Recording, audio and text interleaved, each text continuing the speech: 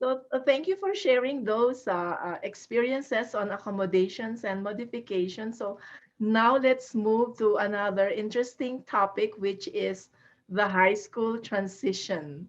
And I am so proud that these two teachers are doing real transition with our students because they're teaching at the high school so they can give us more insights on transition. First, let's explain to our viewers what is the meaning of transition.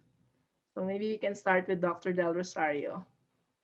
Yeah, again, just like accommodations and modifications, they are required. Transition required by the IDEA, so Individuals with Disabilities Education Act. And when we talk of transition planning, uh, this is the process wherein we try to help and assist students to move from high school to post-secondary. And according to IDEA, the students must be given transition services when they reach the age of 16. However, planning often starts earlier. Many IEP teams begin working with students as early as the middle school. But I think by law, when they reach the age of 16, they should be given transition services in their IEP. Now, how do we help the students? We have to provide and actually employ transition assessments to develop the transition plan. What are the different assessments that we may employ to determine the interest of the students? So one of them, we have, of course, behavioral assessment, aptitude test, interest and work inventories, intelligence tests, and so on. So here in Arizona, we have AZCIS, and then we have ONET Interest Profiler.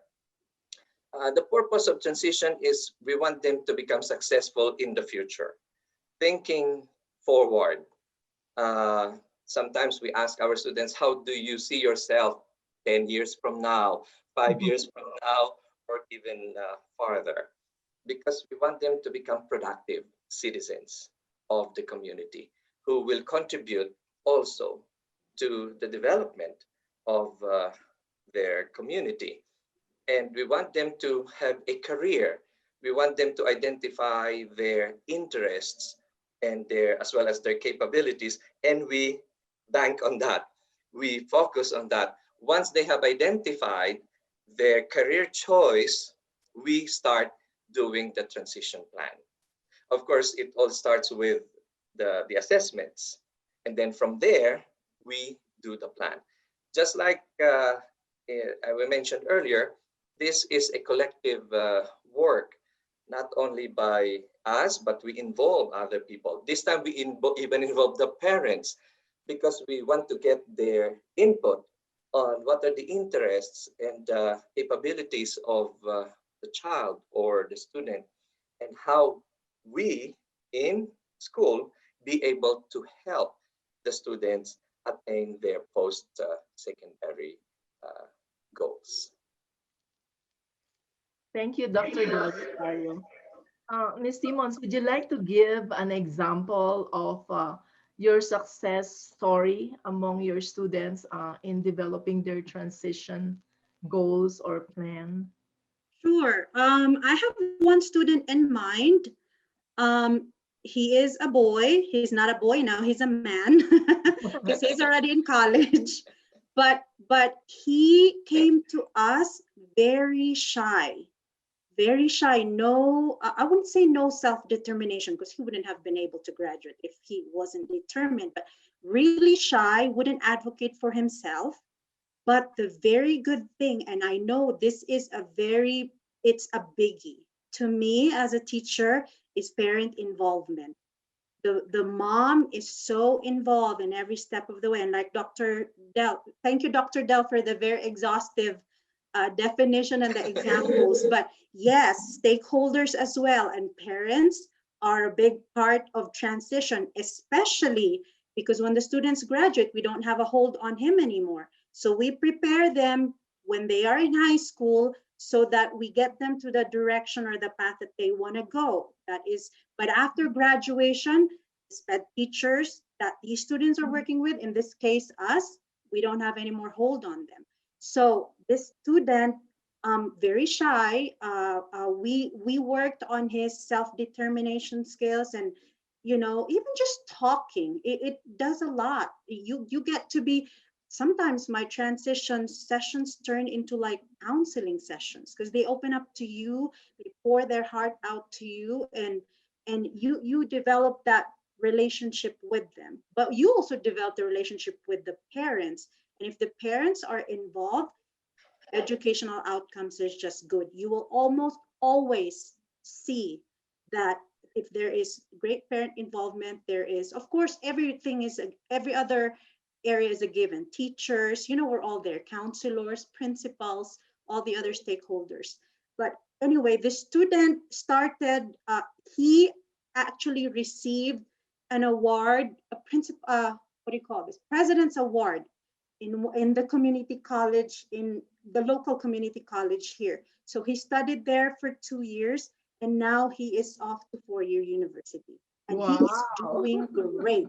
The VR, actually because he's not with us anymore, so I would check in every once in a while, but really it's the VR and the parents, and the VR people would actually update us of his progress and he is doing great. So that student graduated, um, and obtained all the skills that he needed to survive college, and not just survive, to thrive really.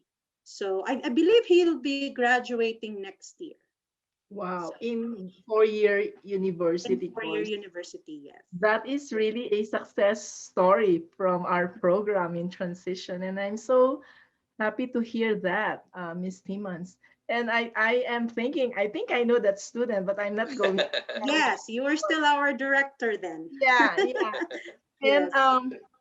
I like how we prepare our students, especially the high school students that we have, so that they will be successful when they leave our school and they move to either a community college or even, to technical skills college that they can take, or even, it's possible. One of our students is now in the university and almost graduating. And Dr. Del Rosario mentioned about providing assessment. That is very important. And I need to cough. And also the assessment, the interest of the students, so we can focus and make goals. And I am so happy to share that our school does some vocational preparations.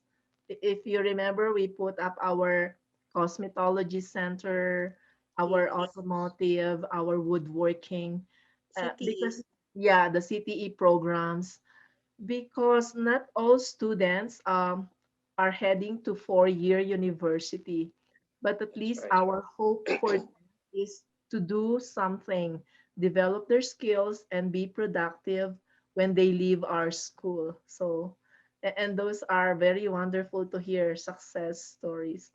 Would you like to add some stories on transition, Dr. Dell? Yeah, it was mentioned, Ms. Timmons mentioned VR. VR stands for vocational Oh, rehabilitation. thank you for clearing that up, Yeah, Dr. Dell. yeah. I Some would like people to, might not know what it is. I'm that's right. sorry. I would like to emphasize that because we are currently, Ms. Timmons and I, or the three of us, are working in a BIE school. And vocational rehabilitation is an agency that helps Native Americans with students with disabilities, and they provide, or they would give, they might give the students tuition fee and even gas money if necessary to go from one place to the other. And counseling, academic support. Even after, well, the important part here is the process of assisting the students after high school. Because I like the point of Ms. Timon's mentioning it's beyond our control anymore after they leave the four corners of the school. So parent involvement is important here. And they may get help from VR, from vocational rehabilitation, all the way until they reach their goals. Let's say earn their vocational diploma or something. And you are right, Dr. Reno, not everybody will go to the university. So it's good that we are providing vocational courses or CTE courses. These are skills-based activities. I remember, or some of my students before, they like um, two or three. Um, they want to become welders. Welders. Save money. Yes, that's right. And part of transition also is we expose them to different careers. We bring them to colleges, to local colleges here, or even universities, and we expose them to curricular offerings of these colleges. And we were impressed. Remember, Ms. Timmons, when we went to the local community college here in Sholo, they have seen the vocational courses being offered by the college. And to our surprise, you know, these students with disabilities who were shy in the classroom, but when it comes to hands-on, well, they will really show their abilities.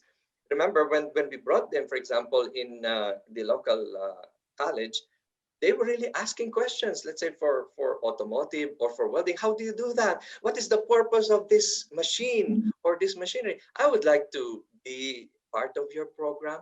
So that's one thing I admire among our students.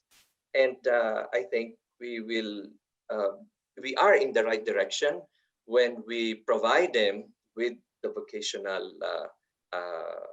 courses. It is for their advantage in the future. And we provide these transition services also. Once a week, we pull them and provide them transition services. Whatever is their career choice, we do some research together to equip them with the necessary skills so that they will become successful after high school. Thank you for that. And I just wanted to add one important aspect of transition, especially with our students at the high school, the graduating students, and soon they will move to college, is to teach our student to advocate for themselves. Yes. You know, like when they go to college or even to a local community school, if the parent is if they don't get that support from, let's say, from the family, at least the student should know how to advocate. They need to declare to the school or university that they are a person with disability, and every college or university, they have this department of like for accommodation, the department for this with disability, like a special ed program in college or in the university. So if the student know how to advocate and report herself to those department, then they will receive the same accommodation that they are getting while they are in high school or elementary. So it's like there is a continuity of accommodations and modifications. So that is one thing we need to tell or teach our students for transition, is to advocate for themselves. Like, don't be shy, Yes. you will not receive help if you do not declare that you have an IEP or you are a student with disability. So yeah. Yeah. But Dr. Arenio, in addition to that, on the school's end as well. You know how we hold the exit meeting and we do the summary of performance? Performance, yes. Yes, and we are not the consumers of that document. So wherever they go to, whether they go to school or they get employed, they get that summary of performance. So schools should also be conscientious in sending them over. If the student, well, of course, the student gets a packet when they leave, but sometimes they may lose it or something, and the school always has a copy of that summary of performance. And between that and the Office of Disabilities, whatever they call it in schools, because I know they have different terms in every school, and then the vocational rehabilitation, the students have help. Now, it would be nice and it would be ideal if they also get that support from the family, but if they don't have that, there are places and outside agencies that can help. And I always tell them, find that one person that is your champion. If it has to be me, then so be it. If it has to be somebody here at the school, it's okay. You find that one person that will push you. It could be an aunt, it could be a cousin, it could be anybody. If it's not, if the parents are not there or they are living with, other people, but there is help available. And like what Dr. Dell said, VR even gives them money to buy clothes for an interview. Can you believe? It's like, I mean, everything is there. And I was like, might as well take advantage of. There are agencies that provide help, and they are everybody is accorded that. They can apply. There are forms available, and they get a case manager as soon as their application gets received by vocational rehab. So So thank you for that. And I would like to encourage our teacher viewers, especially the high school teachers that are doing transition, to follow the advice that we give them, like Miss Timons and Dr. Del Rosario, and the way how to make our students successful after high school. Because if we don't prepare them, if we don't transition them to post-secondary life, then there is a less chance of succeeding. So high school teachers play an important role, especially the SPED high school teachers. They play an important role uh, in the success of our students when they go to college or when they graduate from high school. So it's exciting, and I thank you for your participating in this important topic and for sharing your expertise to our viewers. And I hope they learn from this discussion. And we wish them luck. And we appreciate all the teachers, especially the teachers that are helping students with special needs. So thank you. Thank you thank you. for Thank you having for us, having Dr. us. Moreno. Yes, our And thank you pleasure. to It's our all our pleasure. viewers. And we see you on the next episode. If you would like to us to discuss on other topic, just comment and let us know so we can probably invite again Miss Demons and Dr. Dell or other teachers who can contribute and answer your questions. So thank you and see you next time. And to God be the glory. Bye for Thank now. you.